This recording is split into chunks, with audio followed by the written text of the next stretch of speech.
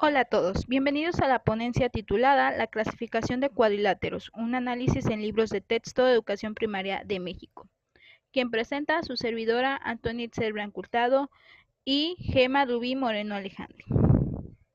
El contenido de esta presentación consta de la introducción, el objetivo, la justificación, algunos elementos conceptuales, propuesta metodológica para el análisis, resultados, conclusiones y referencias. El papel fundamental del libro de texto ha impactado en que éste se asuma como un objeto de estudio. Respecto a ello, Monterrubio y Ortega señalan la importancia en la labor docente de la construcción de instrumentos de valoración de textos escolares de matemáticas. El objetivo de esta investigación fue analizar la clasificación de conceptos en los libros de texto gratuitos del tercer periodo escolar de la educación básica en México, esto en el eje forma, espacio y medida. Y en este reporte se presentan resultados obtenidos relativos a la clasificación de cuadriláteros. Existen diversas investigaciones centradas en la actividad de clasificar, esto principalmente en torno a los cuadriláteros. Algunas de ellas son Guillén 2001, Hansen y Pratt 2005, Orkun y Toulouse 2004, Okazaki y Fujita 2007, Fujita y Jones 2007, Turnu-Kruakas y Gondur 2012, Fujita 2011, Fitri, Yuli y Sulistiani 2016, Sánchez, Matamoros, Fernández y Bartz 2015, Grauman 2005, Turnucru 2014, de Villers 1994.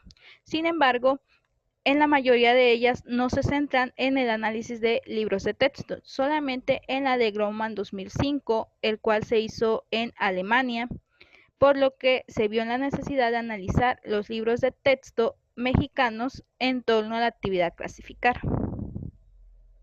Algunos elementos conceptuales son la sistematización y la clasificación. La sistematización de conceptos se centra en mostrar las relaciones que existen entre un concepto y sus conceptos superiores o subconceptos colaterales e inclusive conceptos interferenciados. Una clasificación de conceptos en sentido lógico es una sistematización que cumple con las reglas lógicas de división de conceptos. Respecto a la sistematización y clasificación, se tiene que la clasificación es aquella donde los objetos pueden organizarse en clases, es decir, que es del tipo inductivo sintética, pues va desde un caso particular al que lo coloca dentro de una categoría. Mientras que en la división los objetos pueden separarse en subclases, es decir, esta es del tipo deductivo analítica, pues va de lo general a lo particular, es decir, reparte o separa. También es importante la relación entre el tipo de ordenamiento y el tipo de definición. Respecto a ello está la definición incluyente y la definición excluyente.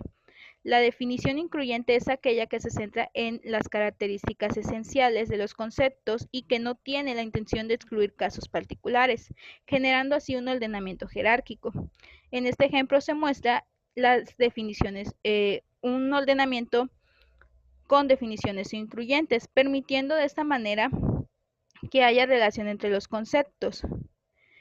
Por ejemplo, tenemos a los rectángulos y a los rombos, cuyo caso particular de ambos son los cuadrados, mientras que en una definición excluyente es aquella definición que excluye deliberadamente lo que otra definición incluye y genera un ordenamiento de partición, es decir, en esta no hay relación entre los conceptos, generando así conjuntos disjuntos. Por ejemplo, aquí tenemos por separado a los paralelogramos, cuadrados, rectángulos y rombos.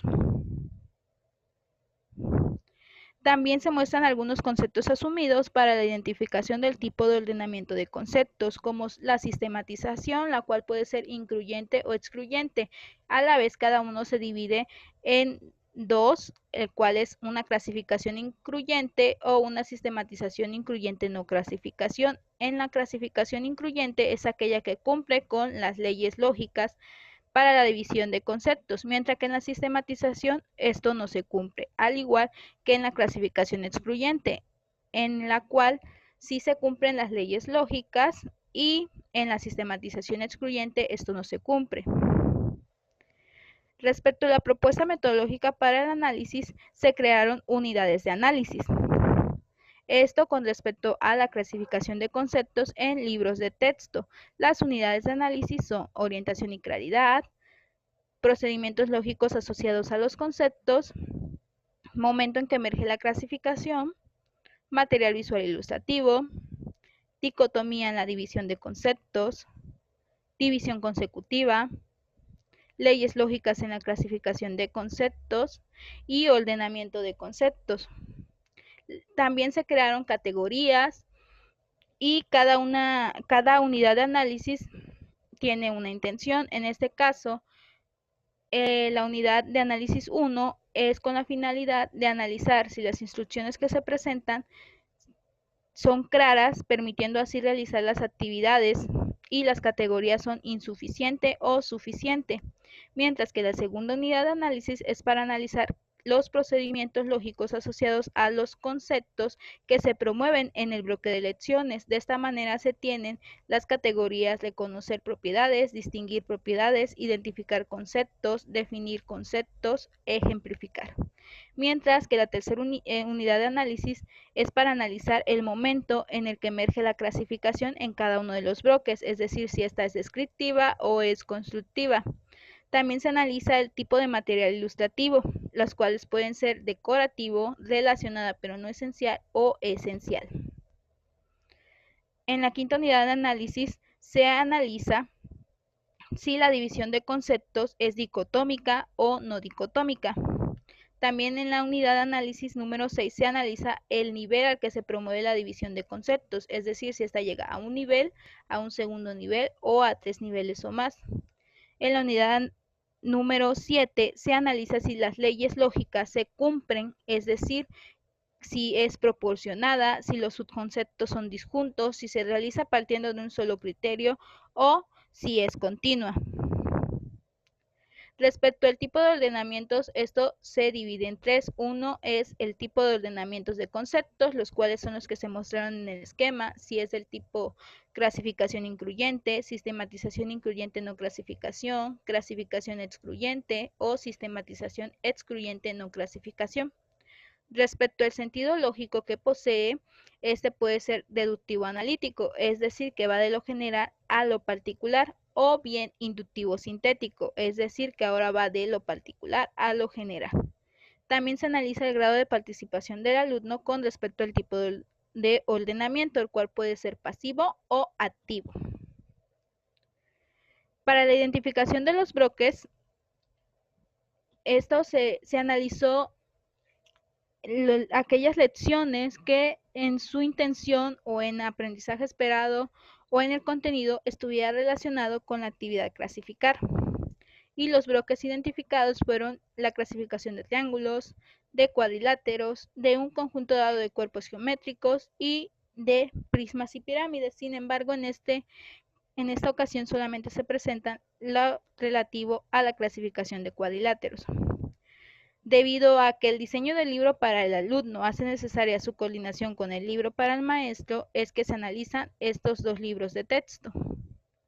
Los resultados que se presentan es que al momento de identificar las lecciones, estas se encuentran en cuarto grado y se analiza tanto el libro para el alumno como el del maestro.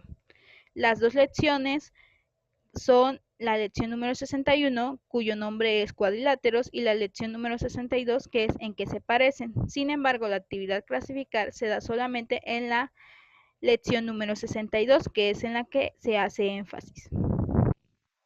La lección 62 consiste en dos actividades. En una se promueve al alumno a proponer características esenciales, mientras que en la actividad 2 se les proporciona a una característica esencial y los alumnos son los que tienen que identificar qué cuadriláteros cumplen con esa característica. Respecto a la orientación y claridad, se encontró que en conjunto las indicaciones del libro para el alumno con las indicaciones para el profesor hace que las indicaciones sean de manera adecuada. Respecto a los procedimientos lógicos asociados a los conceptos, solamente se encontró el de reconocer propiedades. Esto debido a que se centran en analizar características esenciales que tienen en común ciertos cuadriláteros o bien proponer algunas características. Respecto al momento en el que emerge la clasificación, esta fue del tipo descriptiva, es decir, a posteriori. En la lección número 65, 61 identificaron algunos cuadriláteros que ya han estado trabajando, como cuadrados, rectángulos y rombos. Y posteriormente, en la lección número 62, es donde ellos ya realizan la clasificación. Respecto al material visual ilustrativo, en este se encontró que son relacionados pero no esenciales y no son relativos a la clasificación. Y los materiales visuales son los siguientes. En el libro para el maestro se encontraron imágenes estereotipadas en el conjunto de cuadriláteros a examinar, pero esto es en la lección número 61.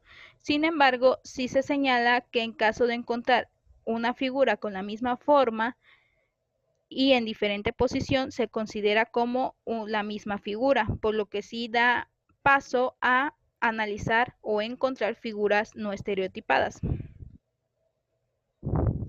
Respecto a la dicotomía, en la división de conceptos se encontró que esta es dicotómica, debido a que a partir de las características esenciales se divide al concepto en aquellos que la cumplen y de manera implícita aquellos que no cumplen dicha característica, aunque solamente se pone énfasis a la parte de los que sí la cumplen, dejando de lado a los que no cumplen con esa característica. Respecto a la división consecutiva, esta solamente llega a un nivel de división, que son los que cumplen y los que no cumplen con la característica. Respecto al tipo de ordenamiento de conceptos, se encontró que en el libro de texto, cuando se promueve a clasificar, se da atención a las características esenciales, por lo que es una clasificación incluyente, además de que se cumplen con todas las leyes lógicas para la clasificación de conceptos. Respecto al sentido lógico que posee la sistematización, esta es del tipo inductivo sintético, dado que agrupa ciertos cuadriláteros que poseen alguna característica en común, organizándolo en clases dicotómicas, es decir, aquellos que cumplen y aquellos que no cumplen con la característica. Respecto al grado de participación, esta fue activa, dado que son los estudiantes los que tienen que analizar para identificar alguna característica esencial y formar así el subconjunto de los cuadriláteros que satisface. De modo que sí está llevando a cabo la actividad clasificar, y en el libro del maestro se sugiere que los alumnos participen también en proponer criterios de clasificación. Las conclusiones son que es interesante que se fomente ir más allá de los ordenamientos estereotipados al suscitar criterios no típicos para realizar la clasificación de cuadriláteros e incluso involucrar a los alumnos en la elección de estos criterios.